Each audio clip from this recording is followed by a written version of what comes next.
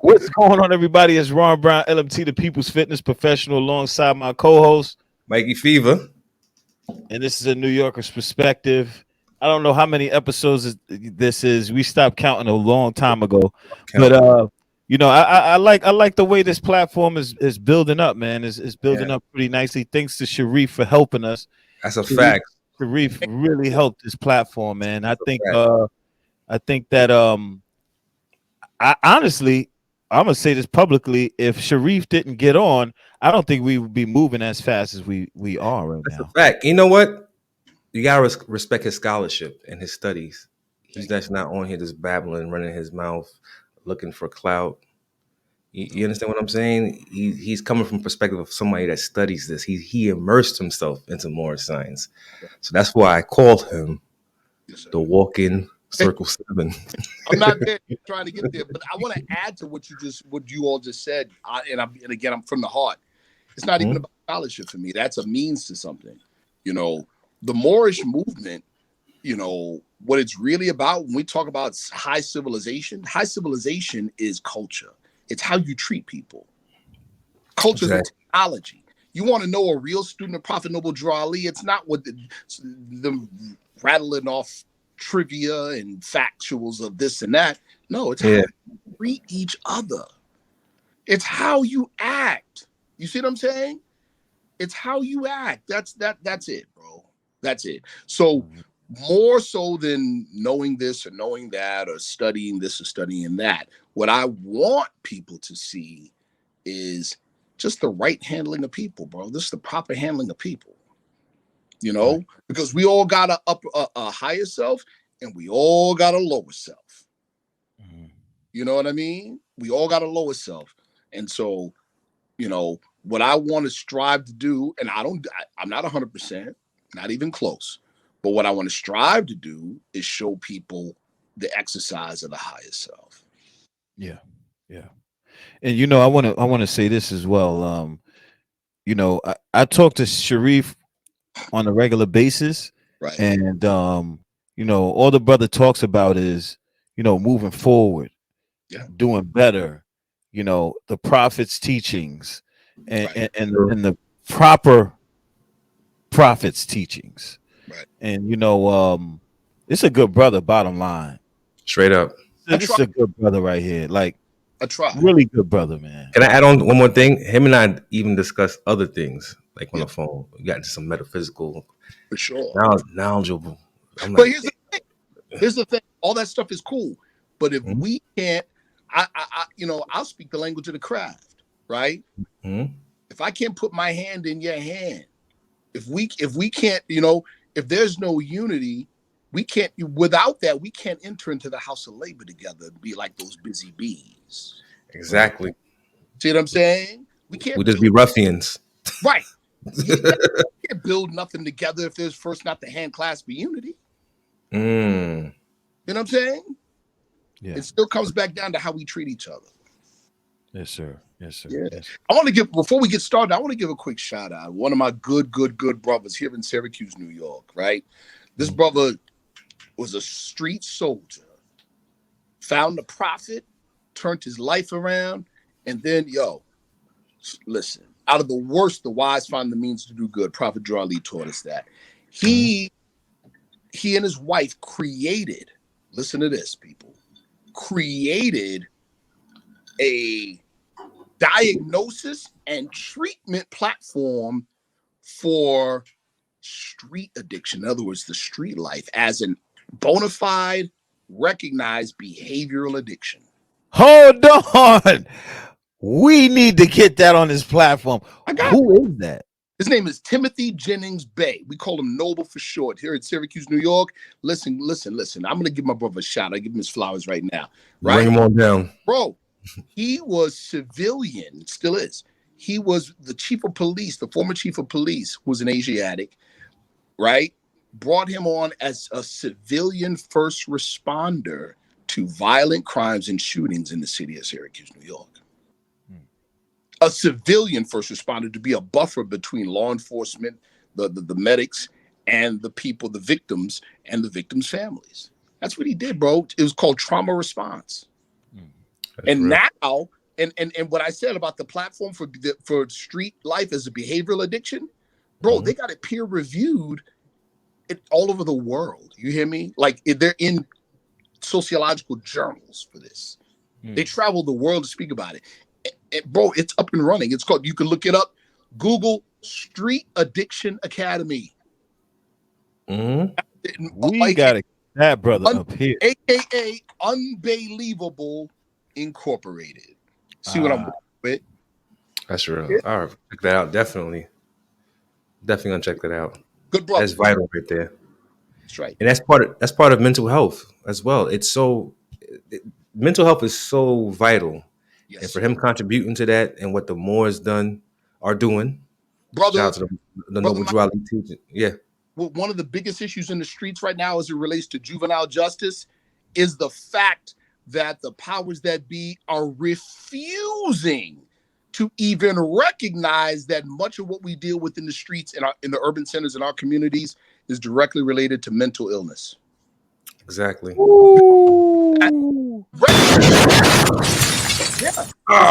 If you recognize that, that means half of the criminality goes out the window. It's a fact. Yeah, it relates to all mental health. Everything, the concept of the hood and everything else. When you mention the hood, it invokes some kind of energy. You're like, yes. Like I noticed that, like when I take like little road trips, yes, just leave the country for a bit, take a vacation. You notice how everything changes. Yes. When you get back into the atmosphere of New York, the whole attitude, bro. Everything comes back. You're like, yo, what's going on, man? Like, but the whole tough exterior stuff. Come on, you know, it's really fair. When that let's keep it real with each other. When you feel the need or the urge to put that on, it's because you feel like you're in unfamiliar territory. And you got to, you see what I'm saying? Because you don't feel a part of it. Well, that's what identity crisis does, people.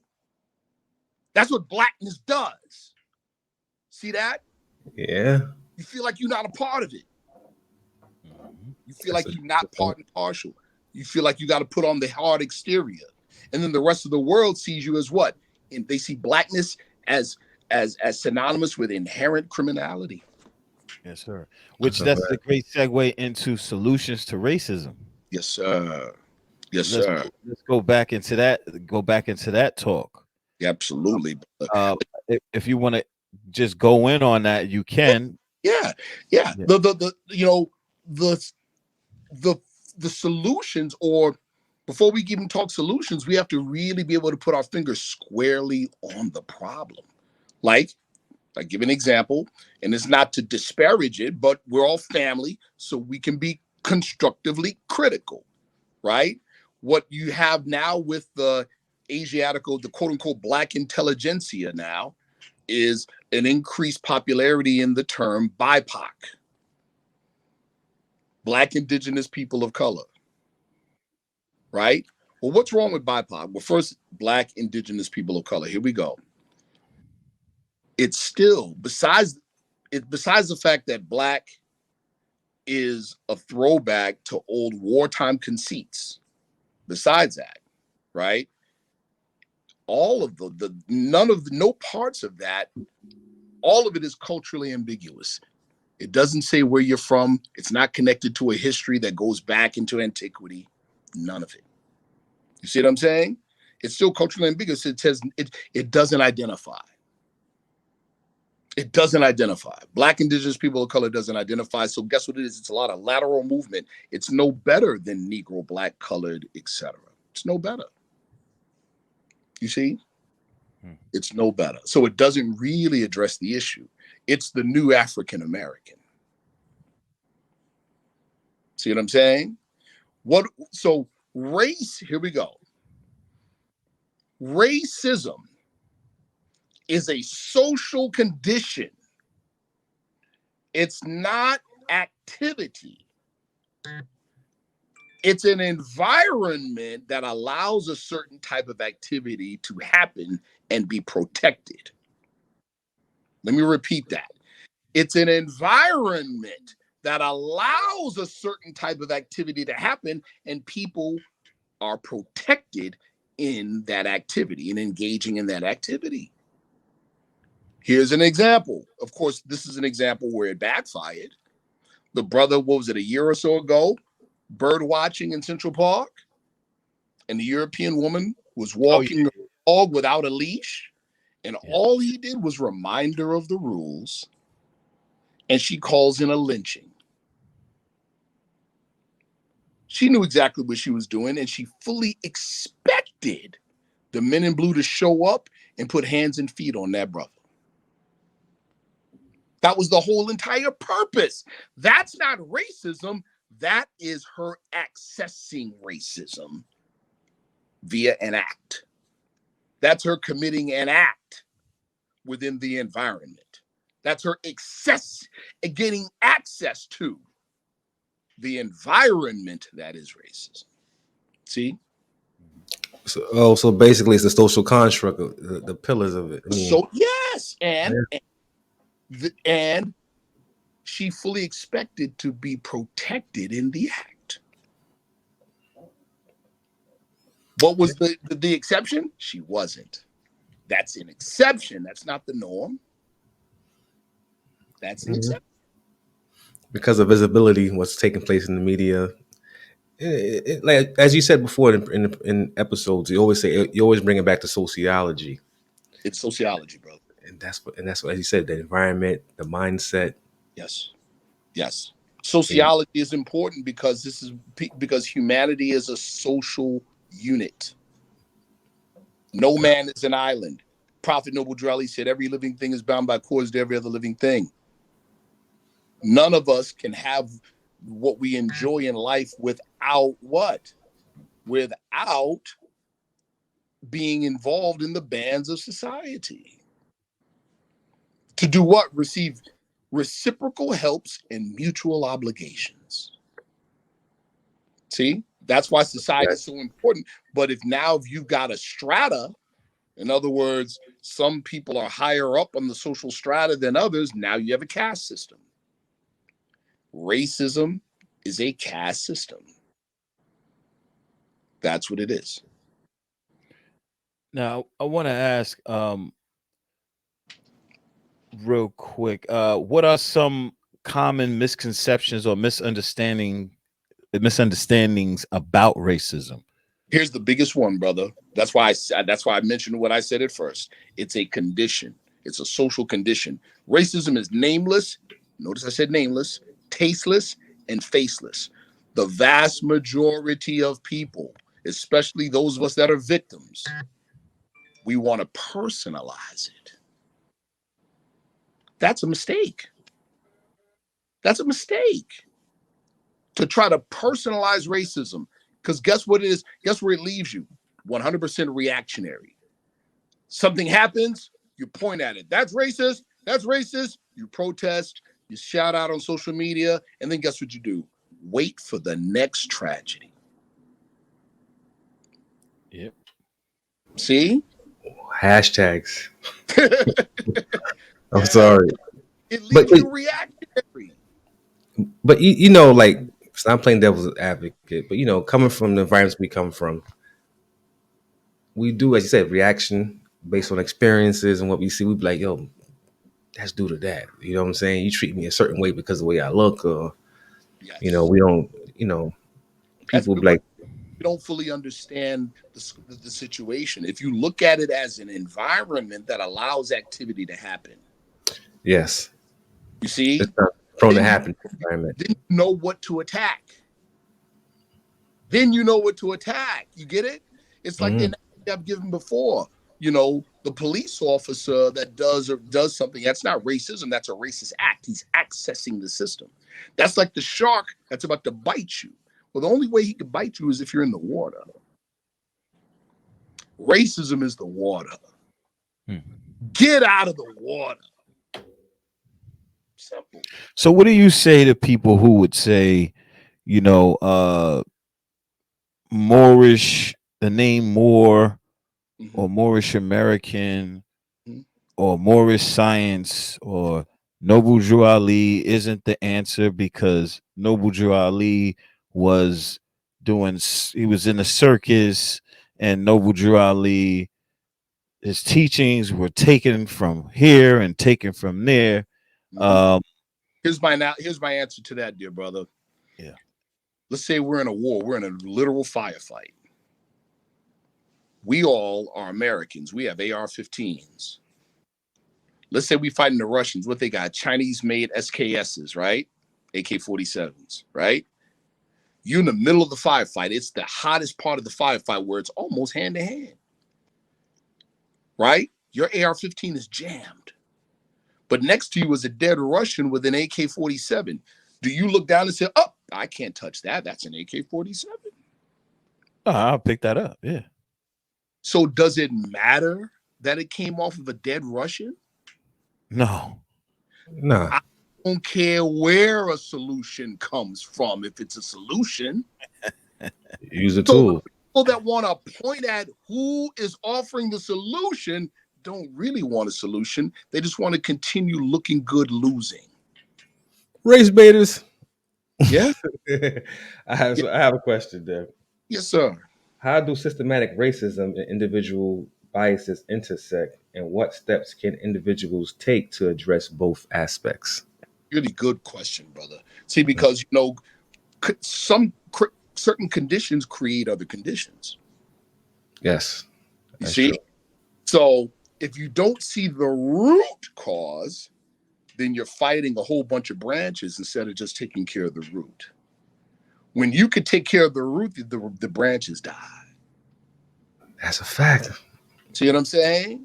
When you take the nucleus, branches die. Let's take, for instance, and give you an example based on your question, brother, colorism. Within our community. Oh, we have that. Heavy. It's horrible. Team light skin, team dark skin. But what is it a result of? Racism. It's a result of the caste system. Exactly. We took it a step further. So now we hate on dark olive skin. Light olive skin is cool though. Ain't that crazy? Yeah. Ron and I used to go back and forth about that. We had our ignorant moments. He be like aggressive dark skinned brother here pointing at me. Yo, but like me and you, we brothers. So like, and then I like waffle colored, man. Like behind the scenes, y'all don't know, but I clown around a lot, man. Funny guy. I got jokes for days, man. Yeah. I'm just super serious on here because I know this. I just want to make sure this joint flow the way it's supposed to flow. Right. But eventually I'll relax. Right. But back on this whole thing, like racism, colorism, for instance, right? But see, now, Moorish science, also a part of Moorish science is Moorish history. Well, Moorish history is missing link history. Shout out to my brother and elder brother Kaba Khamenei, who speaks about more. If you ask him about Moorish history, he'll say it's episodic history. And it is. It's not the history. It's not the whole entire history of our people. It's key history that's missing on purpose. Yeah. See what I'm saying? So when you find out, follow me, that a number of our forefathers in the old world, right? In the old world, enslaved millions of Europeans. That's a fact. Million. And one of the biggest commodities in the slave market in those days was European women. But hold on, that backfired on us because the children were getting two sets of instructions. They were being raised in our schools, but also they were getting further instructions from their mothers. Yeah. So what am I giving you all here as far as this missing episodic history? I'm giving you the history that motivated castrations, that motivated laws against marrying across racial lines, because they were not going to allow us to do to them what they did to us. Oof. Sound like, oof. I touched on that with the CM Bey. He's, damn, he went back. See? But see, again, to be able to accurately put your finger on an issue in the present, you got to have historical context. Yeah, that's true. Or else you can't understand it. You said that. Yeah. So when it comes to like racism, I would say the European has been the one who has propagated this way of being, thinking, That's fact. on the entire world. That's So I would fact. say the European is guilty and the culprit of racism as a construct. Yeah. So now I want to know, how do we deal with the European when it comes to this? Now, Okay. do we just ignore the European and we do our own thing, which that's kind of hard to do? Well, And also we are all we all have European psychology embedded within inside of our minds. How to do we deal with that? So that's two questions. well, the first part is this, and this is just real, and this is the hard pill to swallow, people. This is a hard pill to swallow. The European did what he did as a result of what we did. So I don't know Mikey. Mikey don't know me. I kicked Mikey in his leg. I hurt his leg. Mikey pulls out a knife and stabs me in my thigh. And I'm like, yo, ain't that a little bit extreme? You're like, Mikey's like, no, you started it. You can't determine how deep I take it. You started the conflict. This is our problem. Notice what I said. I didn't say it was the Europeans' problem. This is our problem. We have to take onus and responsibility for our part in our condition. So a come home with the Moorish movement is a come home movement. Guess what you're coming home to? You're coming home to the things that you made that you made wrong so you can make them right. Mm-hmm. You see what I'm saying? Now, what you mentioned about the European psychology, he's not even the origin of that psychology. He just upped it on us. See? He upped it on us. So you really, here it is. You really want to throw a brick at racism? Remember what I said about one of our big mistakes about racism and understanding racism is personalizing it? You really want to throw a brick at it, stop playing the game. That's it. We are the essence to their substance as it relates to racism. There cannot be an upper echelon in the caste system if the lower echelon refuses to be that anymore. But now they could refuse to be that. However, with all the European psychology and conditioning, it's like our people still go back to being Negroes. Well, here it is, brother. I'm glad you brought that up too. Remember, you can't take away a psychology and not replace it with something else. Moorish science is Moorish psychology. The Paradigm state of shift. Say that again. A paradigm shift. Yes, a paradigm shift, brother. The state of mind of our forefathers. I think that's what people are really missing about the teachings of Moorish teachings. A fact. It's really about the habit of going to the temple Friday, Sunday, and getting the teachings embedded in your psychology to change your character. It, brother. That's it. Look how deep the implications. I want everybody to really focus on what I'm about to say, and look. Just take a few seconds to think of the implications. Right, Chapter 7, Holy Quran of the Moorish Science Temple of America. Lamas and Jesus are having a conversation. This is 12-year-old Jesus in India, and he asks him of wisdom, "What do you have to say?" Right? Wisdom is the consciousness that Allah and man are one. That heaven, earth, and hell are not above, around, below, but within. What are the direct implications of that, people? Here it is. One of the direct implications is that my outside conditions, 100%, are a projection of how I think. Let me say that again. My outer conditions are a projection of my inward thinking. And that brings accountability right there. Number one, brother, accountability. Because, a lot of people, certain things, circumstances in life, certain things are beyond people's control, but what you can handle is, when your grasp is yours. Yes. And it's like a lot of, I love my people, but I think a majority of us look at ourselves in the mirror backwards. Mm-hmm. We stare into the mirror backwards because we don't want to. We know we could take this. We could do what we have to do to get out of those clutches of racism and being played. Yes, sir. But what's one of the things, the slave condition? I'm talking about physical chattel slavery. What's one of the things that's taken away? What's one of the big things? What is the big thing taken away from a slave? Your ability to think. Yeah, knowledge of self. That's what else? Self-determination. Yeah. Self-determination is taken from you. So guess what goes with self-determination? Accountability. Mm-hmm. We're still slaves today. See? Because we love a lack of accountability. Yeah, man. Discipline. We love it, bro. That's a perk.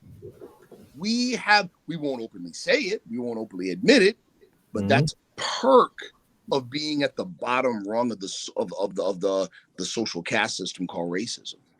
That's a perk. Where C minus becomes the new A plus. Yeah, your misery becomes your friend. Your misery, Yes, your misery becomes your friend. It becomes your crutch. We glamorize and make it look good in movies. This is why I have a problem with slave-like movies. Mm-hmm. I'm not taking no shot at nobody. Salute to any brother doing this thing, but I don't support those Tyler Perry nonsense and other movies, the 12 Years a Slave and all that. I'm tired of slave-like movies, man. But guess what? Guess what he's showing you? He's showing you that he is very aware of what's going to get the dollar. That's a fact. Our people celebrate lack of accountability. See that? Celebrate lack of accountability, you get the buck. So you're right, Brother Mikey and Brother Ron. The Moorish Science Temple of America and the Prophet Noble Drew Ali is inviting us to be responsible again. Yeah. That's a hard pill to swallow, but that's what it's inviting, and that's why the movement gets so much resistance. Because now it's all on you. Simple. Because it's all on you now. See, we could see when there's a boot on the back of your neck. Oh, it's easy to say why you're not standing up because I got a boot on the back of my neck. But when all your excuses are removed, then what? See that? This is 2024. All you got to do is turn on the TV and look at CNN to see that the Europeans' world, and I mean way of thinking, psychology, is crumbling all around them. You see it. Mm-hmm. You see what I'm saying? You see it. So guess what that is? It's it's Allah removing the excuses, bro. It's putting us in a position where we're going to be made. Prophet Drew Ali said, get ready before you're made to do so.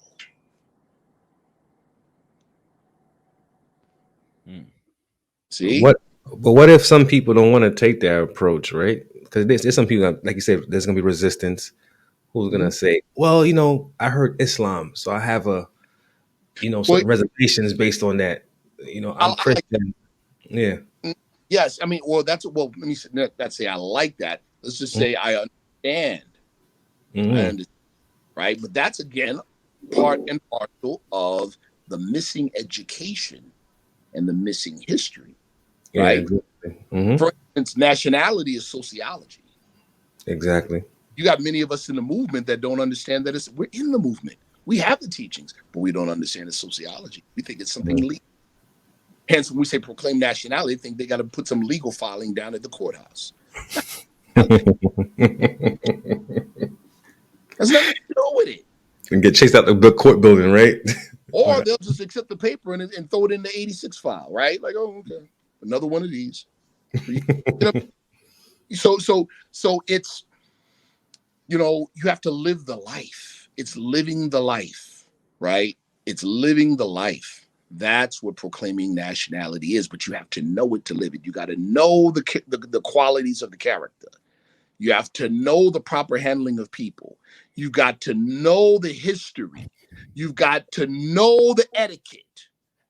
And then that's why it's so hard for brothers to deal with the temple and the Moors. Ta-da. That's why, bro.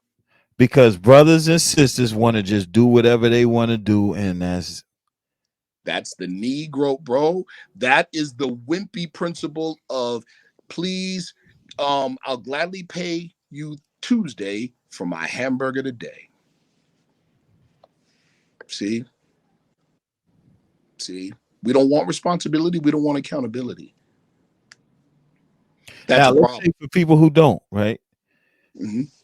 You know, being that we're trying to figure out a solution for racism. Yes, sir. And Morris science could be the remedy for us, yes, but not a remedy for others. So what do you say for people who need a remedy and they don't want to come into the temple? That's okay. Now, I'm glad that's a great question. First of all, let me quote Act 6 of our divine constitution and bylaws, not the whole thing. With us, meaning members of the organization, all members must proclaim their nationality. That's a must. There's no option. Mm-hmm. And we are teaching our people. In other words, one of the objectives of the organization is to teach our people their nationality and divine creed. Hold on. So we're not proselytizing. We're not saying you can't be a Moorish American unless you join the temple. That's like saying a Chinese person can't be Chinese unless they join some Chinese organization. They're already Chinese. See what I'm saying? Mm-hmm. We're a people that lost the knowledge of ourselves, lost our identity, lost our culture. You got to learn it again. See what I'm saying? Right. So the organization is designed to teach that to our people. It's designed to broadcast this to our people. You see? This episodic history we call Moorish history is part of the larger history that's commonly called Black history. It's the missing link to that history. So all of us should know it. You don't got to be in the organization to know it. See what I'm saying? Now, that said, what Prophet Drew Ali is offering, and this might sound arrogant, it is the solution. It's not a solution. It's the solution. When it comes to this racism thing, and I'm going to say this in the strongest language I could say it, or the strongest way I could say it. When it comes to this racism thing, Prophet Drew Ali is like the coroner. We all got to see him sooner or later. That's it. That's true. That's true. It's just the cold, hard, unmitigated truth. Now, I want to ask, why do you say that? Because there are no such thing as black and white people. As the homie now said, the problem is we start thinking like the colonists to Noble Drew Ali start dropping that consciousness. Period. But that truth, most of the time, when it comes to anything, truth is too harsh for most people because you can't flip it and bounce it. You know what I'm saying? You can't Sherman Hemsley it and walk around. You can't do that with truth. And we don't like that. Ain't no compromise in truth. See? Now, I want to ask this. What if just to be the devil's advocate, I don't like to use that term, but whatever. I'll use it for lack of a better term. Right. Let's say I want to change the black narrative, the social narrative, black narrative. Change the meaning of it in the eyes of society. Right. We've been trying to do that since the 50s and the 60s. The vast majority, shout out to my brother Terrence Gibble, aka aka Sutek. Right. Yeah. Yeah. Love him to death. Love Sutek to death, man. Sutek's been at this thing for a minute. He's down south right now, but you know, he had a back in the day, he had a bookstore in Harlem, right? It's my guy. He and I had this conversation a number of years ago on 125th Street, right? And you know, he was like, you know, because I had made a statement. I said, listen, if we get enough people to say that we're green men from Mars and we stand on it, it's going to have power. He said, okay, brother, okay. Well, the majority of us identify as black. So why can't we use that? I said, okay, look around you. Where's it gotten us? Look around you. Has it benefited us? No, I don't think so. We know if we're truthful, all it takes is 3 seconds of contemplation. We know better, right? Yeah. So then I said, you know, okay. He goes, but nah, I don't think there's anything wrong with saying black. Okay, I said, okay, but what about Chinese? What if you call them yellow? Nah, they don't like that because you know they got a culture. I said, bingo. That was the end of the conversation. Ain't no Chinese man gonna let you call him yellow. Ain't no Native American gonna let you call him red. No. But so-called blacks and Hispanics accept black and brown. Ain't that something? It's kind of funny, don't you think? Tragic in a tragic way, yes. Yeah. Hilarious. Yo, that's crazy. Yeah, yo, wow, that's true. See? Yeah. Call the Chinese or Korean or Japanese yellow and watch what happens. They're gonna flip. Mm-hmm. You know. Mm-hmm. But Sutek said it. He goes, oh no, but they got a culture. Or you don't. See, that statement also admits that our people don't know their culture. So the only thing we have is the up from slavery culture. See that? There you go. Hence the value of that hidden history. That add on to that. ties quote unquote black and quote unquote brown together as one people, bro. You know, it's funny that you said that because you say the culture part. That's what leads to this, as Ron and I spoke about, this quote unquote diaspora wars, where people from the continent of Africa or the Caribbean will be like, I have culture. You don't. Like, why are you doing that? All you guys look alike. And they big on their nationality too. Right. But I was like, you know, although I find it like when you argue among ourselves looks foolish aesthetically, but they want to represent for their own sovereignty of nationality. So right. Well, see, also too, they're arguing it from the perspective also of missing or hidden history. Exactly. So one little fact, ready? Mm-hmm. Well, a couple facts that all go together. Mm-hmm. Dr. Bennett said this. Ivan Van Sertima, a number of other researchers, you know, scholars of note. Mm-hmm. They confirm that the first so-called African slaves in America came from Spain and not Africa. When? Over 100 years before 1619, meaning during what period in America? During the Spanish colonization period, not the English. Well, who ran Spain for nearly 800 years? The Moors. What languages were they speaking? Notice I said languages. What are the main languages? Spanish was one of them. Thank you. Yep. Spanish and Arabic. Mm-hmm. Oh, yeah. Arabic. Yep. So if you got some African descent and you're in the West, in the Caribbean, and you speak Spanish, you already know what's up. That's a fact. And you know what? They don't want to hear that because I mentioned that before. When people talk about, I said, no, the first slave were not strictly from quote unquote Africa. They were from Spain. That's right. Because we navigated the seas. So, right. But again, brother, remember, we're talking about birthright stealing. In order to render a people perpetually slaves, you have to be cut off from the rest of humanity, which means you have to be cut off from your old world connection. Moorish history reties the connection. See? Because I don't care, you could be a men and women of letters when it comes to Africana studies. You start talking about slavery, What happens? Oh, just random Africans got, huh? What? Random Africans off the coast. All this, you see? I think you know what I'm realizing. There's just a lack of understanding of history because it was so long ago, and so many lies were told, or not, or truths not told. And the connect it's hard to connect the dots. But when you get, it's just, but here, watch this. I have 50 viruses and malware on my laptop. All I need is one good antivirus. Mm-hmm. Get it? Yeah. That's all I need. One good antivirus program. And it populates through the whole system. See? So when I say the first so-called African slaves here were not chattel slaves, they were indentured servants.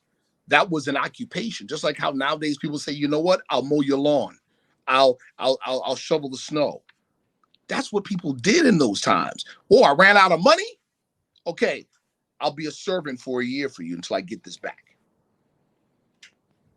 That's what they were, bro. They were on vacation. Dr. Ben said there are people, Africans on vacation in the Caribbean. That's what he said. See what I'm saying? Said that. Yeah. So, and then the time frame, we're talking late 1400s, early 1500s. Again, during the Spanish colonization period. When did the Spanish colonization period begin? 1492. True, right? Yeah. That's a fact. That is why. I'm now okay. You starting to see it, bro? Yeah. You starting to see it? That's why the fall of Granada. That's where it took place at, right? Yes, brother. The fall. Yeah, you're right. Yep. I'm trying to find this one book. Here we go.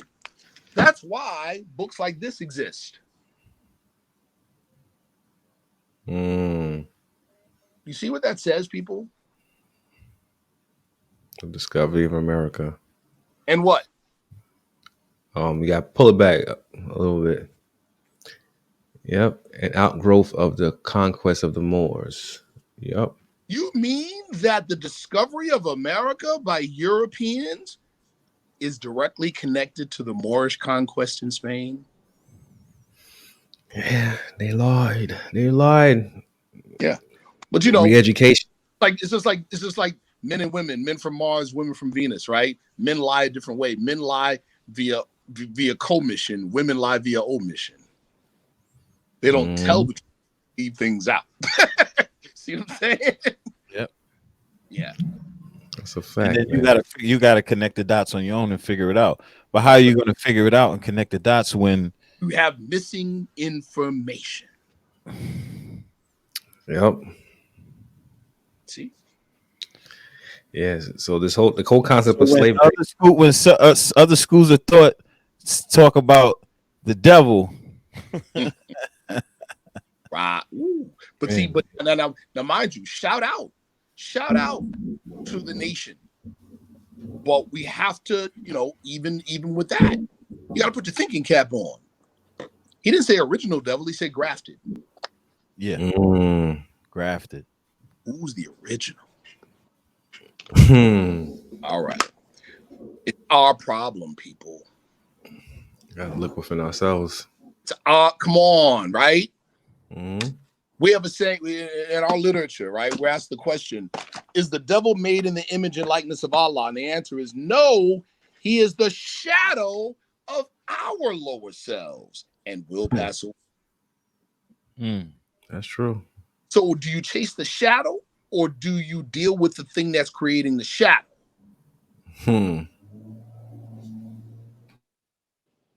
Once again, accountability. We make it possible. Let me repeat that. We make it possible. So what there's a term people like to say. This is for the culture, right? Yes. So they always say it. I get it. The blues came from our pain and everything else. Yes. What the hell do we have now that we call culture? Well, you see, that's the thing, brother. And I get it. I get it. When you don't have anything else, you make do with what you got. And then when you've done that for so long, just like chitlins and hog maw, you begin to like it. Yeah. I thought of it like this. You know, no, I would say this goes on throughout the world. You know, you have countries, and in those countries you have tribes of people. And Yes. I just see us in North America as this is the country, and then then we have tribes. You got the Moorish tribe, you got the Hebrew tribe, you got Yes. you got the different tribes. So Yes. that's what it is. I don't recall any of the tribes seeing eye to eye on things and working together as a community. Tribes are usually separate, and they work separately, and they live in their own space. And so I just think that that's just inevitable, and something that we have to really accept. Look at what you just described. First of all, I agree 100%, but look at what you described and look at the opportunity. Prophet Drew Ali said, out of the worst, the wise can find the means to good. Let's keep it a buck. Most of our people, especially a lot of our people that consider themselves woke or conscious, they have this glamorized view of Africa as if it's one homogeneous people. It was. It never was. It never was. And that's not a bad thing to say. Right. It's not monolithic. Was. But look at our condition here. We are one people, a nation in America made up of the African diaspora. Do you realize we represent the walking, talking, uniting of Africa? That's a fact. Yeah. And I want to add something that Ron to what you said, Ron, which was true. What he said was our people are so divided. Tribalism and everything took place since the ancient times in Africa, right? But I'm trying to make it a Caribbean thing. But I always look at the island of Hispaniola, what they call it, Quisqueya, Haiti, and DR. It was conquered by the French and the Spaniards. Yes. They had their riff, but they came to an agreement. Sure did. Right? Split down the middle, and let's take the resources, work these people. Although we don't like each other, but we're gonna build back up our nation off of their backs. So that's what I say. They find a common goal. Though they were warring at first, they found a common ground. Right? They were like, hold up. We're on top of the caste. Mikey? Yeah. Whiteness. That's what I'm trying to say. What'd you say? Whiteness was the common ground. And they gave up their birthright voluntarily to create a temporary heaven on earth. And they did. At the expense of everyone else. Yeah. And that's is falling apart all over the world. Of course. And that's what I'm trying to get with our people. Euro-colonialism and neo-colonialism is getting reversed. It's getting reversed. See that? In other words, people are pushing they're pushing back against colonialism. All of who do you think it's going to get taken out on? Asiatics. In America, bro. Yep. It's going to get taken out on us. You think, I'm not to sound like doomsday, but come on, people. It's not hard to see. You see what's happening to the Palestinians? What? You think that that's not on the menu for us in America? We're not in a condition to do that. I text you something like that. I said something to that. I was saying like, at this point, like we're vulnerable. We always were vulnerable.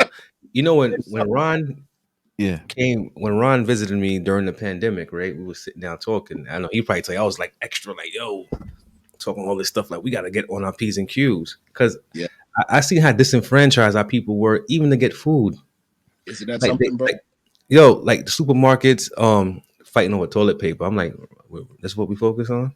Right. We can't have a food pantry. Like we can't. It was so real that I went to a seminar for farming because I was so interested in finding out agriculture. Yeah. Only 3% of farming is done by people of Asiatic descent, Africans. I'm like, that's a problem. We can't feed. We're talking that revolution stuff. We can't even feed ourselves. Right. You know, I wanted to say this too. This is what I text Brother Sharif. I said, Mhm. I think I said it like, if a powerful army or force Mhm. wanted to come into this country, let's say if America was overthrown and they wanted to come into this country and target our people, Mhm. we don't have a fighting chance. It's a breeze. With all of this tough talk, people talk, Mhm. gun this, gun that, Mhm. it doesn't work like that. And also, too, let's just keep it Not above. discipline, Yes. you know, None of willpower. right. And here's the other part too. Let's just keep it real. We are so, and I'm just, and this is, it's not a negative against us. It's only a negative if that was the solution, because I don't believe it's the solution. I don't believe fighting, physical fighting in this case is the solution. It's not the solution. Okay. Now, whether I can say that because I'm a student of a prophet. That's why. I'm a student of a prophet. So I know that that's not the solution. But let's say it was the solution for argument's sake. We are so outclassed. We're so outclassed. They have stuff you've never thought of yet. You haven't even thought of it yet. You hear me? We're so outclassed when it comes to that. It would literally, if that was the solution or revolution, we got to fight, bro, kill yourself now. Trust me. That ain't the solution. That's not the solution. And this is going to sound real religious. That's okay. We don't believe in no spook God. We believe in a true and living God. Right? That being said, at the sake of, for the sake of sounding overly religious, our biggest weapon is just to get back on God's side. Because if you're back on God's side, then who does the fighting for you? Mm. Hmm. What do you mean by that, though? I ain't got to say nothing else about that. Okay, here we go. Ready? Let's talk about the organization called HARP, HAARP. What you know about HARP? Yeah, hyper aurora frequency that manipulates weather, vibration, electrical, magnetic, all that Who's stuff. it? HARP or God? That's man.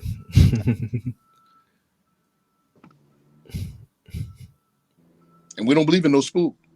Hmm. All right, so who's better at it? HARP? Hey. HARP's good. Ain't better than the God, though. See? See? Mm. Yeah. I know where we've taken it. Mm-hmm. It was a meta, like Mm-hmm. egregore, like energy. Mm-hmm. Or if we Mm-hmm. all like, you ever seen the videos? I forgot which country is that. Was it? I believe Istanbul or Iran when they doing the Islamic chant. They going in the circuits, not around the Kaaba in the room. And Yes. out of nowhere, they pick up speed. You see like the camera shift, like the floor becomes fluid. Brother, Talking about listen. energy. The, Yeah. the, the late world famous African spiritualist Maladoma Some, Mm-hmm. so influential and so powerful that he was invited to speak a number of years ago at the Vatican. And he's, Mm-hmm. listen, he told us out of his own mouth, brother. We said, why were you invited to speak to the Vatican? Why do you think? You know what he said? He goes, they just wanted to see if I was the real deal. I said, well, what happened? He goes, when I got done speaking, it was total silence and nobody said anything. I said, why do you think they didn't say anything? He goes, because they realized I was the real deal. Right? Now, he told us about, I forgot what country it was, one of these war-torn countries in Africa. Right? how at one point the opposition conceded, and the opposition meaning European interests influenced that are destabilizing.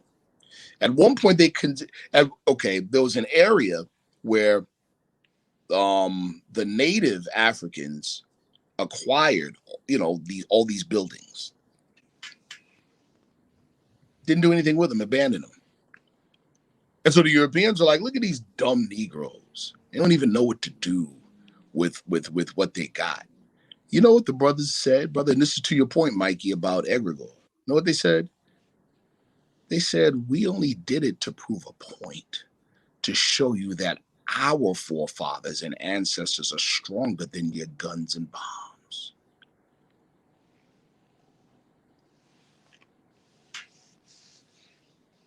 It's a fact. Yeah, it's a fact. Energy. Mm-hmm. Here, you gotta watch this. Watch this. Here we go. And I'll just leave it at this. Right? You got a gun. Your mind controls your trigger finger, but I control your mind. All right. Oh, you've been reading and stuff. Nah, it's true. It's true. All we gotta do is get on God's side, people. That's it. And again, it's no spookism, because I heard stories again of brothers who got within the nation, the 5% nation, how that shifted their whole paradigm. And I heard stories where they were like, back then in the 60s, they were like not advocating violence, but it was walking cops down like, yo, you better back up. Bro, there's an ongoing positive relationship between the between NYPD and Mosque Number 7, Nation of Islam. You know why, right? Yeah, I heard about that. Nah, I don't know about that. Oh, woof. Man, physical altercation that went bad. NYPD got a report, quote unquote, that somebody was getting robbed in the mosque during a meeting. True, right. So what did they do? They stormed the mosque. You know what happened? I heard disarmed all of them, just like, what? Yeah. Why? Why? Because of this and because of this. See, a lot of people, like we say in the Moore Science Temple of America, there's belief, there's faith, and then there's fruition. Belief is that which man thinks perhaps is true. Faith is that which man knows is true, and fruition is man himself the truth. But a lot of people look down on belief. Well, I don't believe, I know. Listen, man, most of y'all don't even believe. Let me say it again. Most of y'all don't believe. Let me show you the power of belief. If you're married or you got a significant other, the first time you saw her and were struck by her beauty, you believe she could be yours. Belief, true belief, invokes movement. It invokes action. You don't talk, you just get to it. Most of y'all don't believe. See, because if you did, we'd see your hands. See what I'm saying? That's true. That's true. Most of y'all don't even believe. Belief, listen, my Kung Fu instructor said it like this. He said, belief is not a thought the mind possesses. Belief is a thought that possesses the mind. And it has working in some cases for me. When I'm really on it, I'm like, yo, I make that happen. That's crazy. That's real. Yeah, like, you know, but the thing is that you believe that you can make it happen, though. Yes. That comes first. Which is evidence of what, Mikey and Ron? It's evidence that your outer condition is a projection of your inward thing. Yes. Right. We don't want that responsibility. So the solution to racism is accountability. Accountability, bro. Well, first, you have to have the right information. You have to have the right information. First of all, there's no such thing as black and white people. The Prophet Drew Ali said it this way. According to all true and divine records of the human family, there is no Negro, black, and colored attached to the human race. Those don't exist. Understand? Not in sociology. Not in sociology. But see, this is what happens. A lot of our people, because we're so attached to that false identity, when you say that, they take it personal, like you're disrespecting them. No, we're not. We're saying that people don't come out of crayon boxes. We're saying that that is not the proper way to identify human beings. That is the proper way to describe conditions or to describe objects that people possess. That's what we're saying. Not disrespecting our people. We're honoring our people by telling the truth. You want to get on God's side? Honor your father and mother, that your days may be longer on the earth land that the Lord God Allah gave you. And that's a fact. Covenant made with the God, and the God made with us. All day, man.